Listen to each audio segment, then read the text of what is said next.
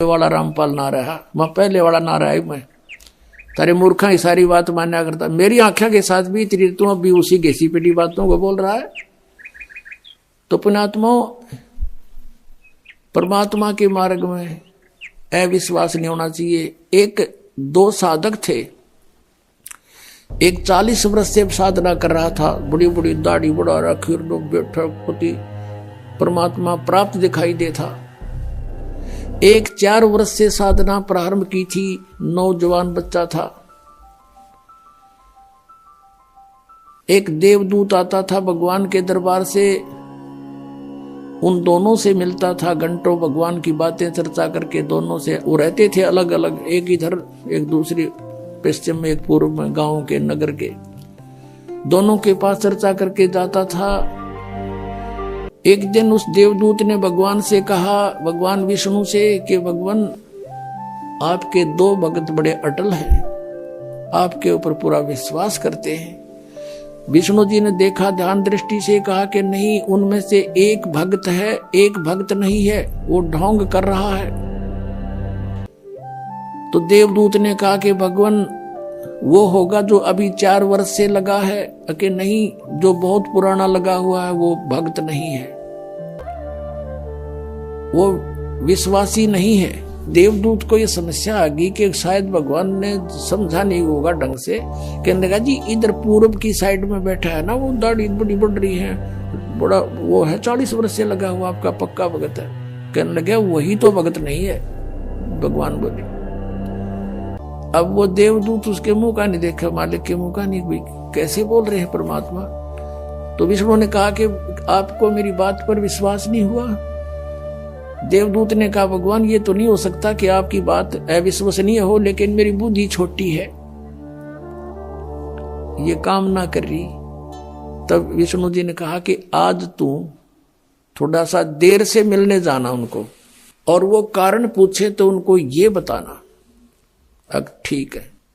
वो सबसे पहले गया तो उससे के पास जिसने सही भक्त मानना था, 40 वर्ष से भक्ति कर रहा था, उसके पास गया तो उसने पूछा उस बड़े भक्त ने कि देवदूत आज तो बहुत देर कर दी, 2-3 घंटे लेट आए, क्या बात होगी, स्वस्थ तो हो। तो देवदूत ने कहा कि भगत क्या बताऊं, आज तो भगवान ने ऐसी अनहोनी कर दी। परमात्मा ने दिन के 1 बजे और एक अनहोनी लीला करनी थी, उसको देखने के लिए रुका रहा मैं। क्या करनी थी कि एक हाथी को और सुई के उस सुराख से निकालना था,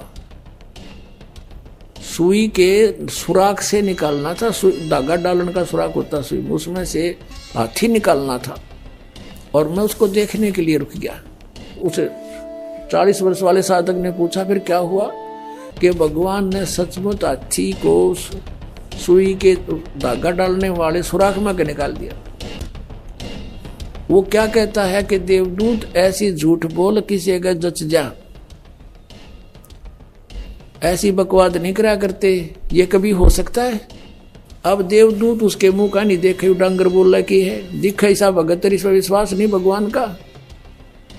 वो तो उठ कर चल पड़ा, भाई भगवान ठीक कह रहे थे, ये तो नरा पशु है, खाम खांडले ढो रहा है। जब इसने न विश्वास नहीं, भगवान क्या नहीं कर सकता, फिर क्या फायदा इस भक्त का।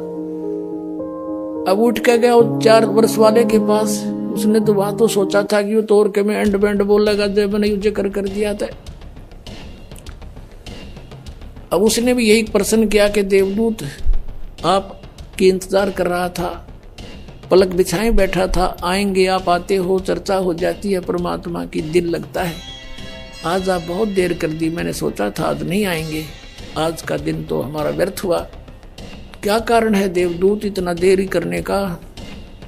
उसने फिर यही बताया कि दिन के 1 बजे परमात्मा ने एक लीला करनी थी। और भाई कमाल कर दिया, भगवान ने तो हद कर दी कि सुई की सुराख के अंदर से हाथी निकाल दिया, वे अचरज कर दिया। अब वो कहता है कि ये क्या अचरज है, देवदूत भगवान निकाल दे, पूरी पृथ्वी ने सुई की नोक में गए, भगवान क्या नहीं कर सकता। तब उसने देवदूत ने उस 4 वर्ष के साधक को सीने से लगा लिया और कहा धन है तेरे माता पिता जिससे जन्म हुआ, तू है वही सच्चा भगत, भगवान ठीक कह रहे थे, तू एक नंबर का भगत है। जिसमें विश्वास नहीं भगवान का, और परमात्मा भी कहते हैं क्या हुआ भक्ति करने जब मन में नहीं विश्वास, क्या फायदा उस भक्ति का। परमात्मा जो चाहे सो कर ही, सतगुरु जो चाहे सो कर ही, 14 कोट दूत जम डर ही, ऊत भूत जम त्रास निवारे, और चित्रगुप्त के कागज पाड़े। बोलो सतगुरुदेव।